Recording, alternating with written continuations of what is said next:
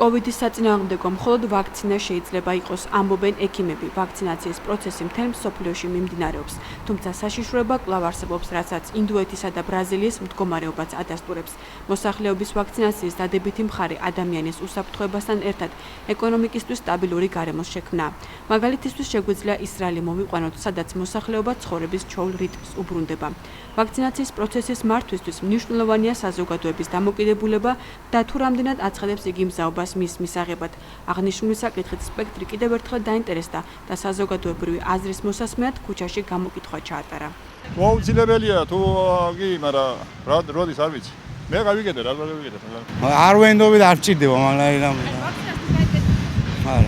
ვაქცინა ყველა უნდა გაიგეთოს ხალბატონო. თუ არის კაი და ნორმალური ყველა უნდა გაიგეთოს.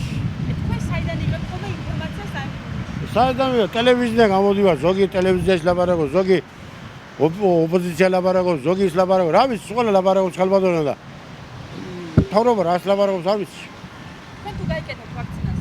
ველოდები, რიგში ვარ. რას წარმოადგენს თავად ვაქცინა და რატომ უნდა გავიკეთოთ ის? ინფექციონისტი მამუკა ჭიჭინაძე გპასუხობს. ვაქცინა არის ბიოლოგიურად აქტიური ნივთიერება, რომელიც ხელს უწყობს ორგანიზმში მისთვის უცხო ინფექციური და ზოგჯერ სხვა აგენტების ამოცნობას და მის გაუვნებელყოფას. ვაქცინა მზადდება ამ ინფექციური აგენტის საწინააღმდეგო მოლეკულის საწინააღმდეგოდ მისი რომელიმე ნაწილის ან მისი რომელიმე აგენტის საწინააღმდეგოდ. ყოველთვის არ არის განსაზღვრული თუ ვაქცინა ამ მიკროორგანიზმის, რომელიც იწვევს ინფექციურ დაავადებას ორგანიზმში, თუ რა ნაწილის საწინააღმდეგოდ კეთდება. ამას დიდი მკურნალობის დიდი გადამწყვეტი მნიშვნელობა არ აქვს, მაგრამ მთავარია ის, რომ ორგანიზმი წინასწარ ემზადება იმისათვის, ამ ვაქცინის შეყვანის შემდეგ ემზადება იმისათვის, რომ ამოიცნოს მისთვის უცხო აგენტი მიკროორგანიზმის სახით და მის საწინააღმდეგოდ უკვე გამომუშავებული იქონდეს ამ მიკროორგანიზმის საწინააღმდეგო სხეულები, რასაც ანტისხეულებს უწოდებთ და ადვილად ამოიცნოს და ადვილად გაანადგუროს შემდეგ ეს მიკროორგანიზმი.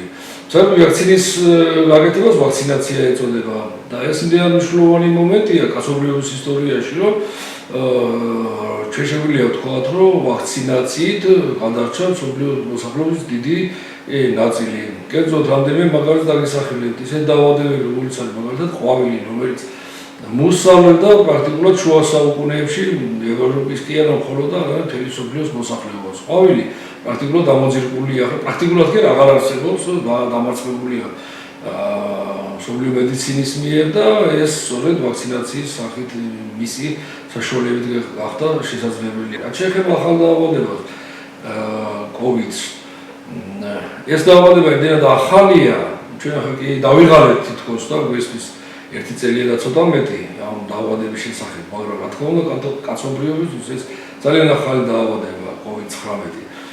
მისი გამომწვევი ვირუსი, რა თქმა უნდა, დიდი ხანი არსებობდა მსოფლიოში, მაგრამ ეს დაავადება პირველად არის ყოველ შემთხვევაში მედიცინამ ახლა აღიქვა ესა. ამდენად მის საწინააღმდეგო ვაქცინის დამზადება საკმაოდ შრომადევადი სამსახური იყო და საქმე იყო და ამდენად გარკვეულწილად რამდენიმე თვე დაჭირდა მის მომზადებას. ახლა უკვე რა თქმა უნდა რამდენიმე ვაქცინა მზად არის, ამიტომ ეს გვაძლევს საშუალებას იმისა, რომ გარდატეხა შევიტანოთ ამ ვაქცინა ამ დაავადებასთან ბრძოლის საქმეში. ვაქცინის კუთვნილი დოზის მიღება სხვა რეგიონების მსგავსად იმერეთშიც შესაძლებელია. ხარის გუბერნატორის ზვიად ჩალამბერიძის განცხადებით პროცესი საკმაოდ აქტიურად მიმდინარეობს. იმერეთშიც ისევე როგორც სხვა მუნიციპალიტეტებში, სხვა რეგიონებში აქტიურად დაიწყო, იცით რომ ეხა ჩაერთო უკვე 55 წლამდე ადამიანებიც და თავისთავად სახელმწიფო მოხელეებიც ჩაერთვებიან და ყველანი მოკლედ ვისაც უწევთ და ვისაც ეკუთვნის ვაქცინაცია, ყველა გაიგეთ. პარალელურად თუ როგორია ზესტაფონში ებით სიტუაცია, საზოგადოებრივი ჯანდაცვის ცენტრის ხელმძღვანელი თამარ გველესიანი საუბრობს. COVID სტატისტიკა ზესტაფონის მუნიციპალიტეტში 10 მაისის მდგომარეობით დაგვემატა 5 ინფიცირებული. იზოლაციაში გადასულია 3 კონტაქტი, სულ ყავს ამჟამად 86 პირი.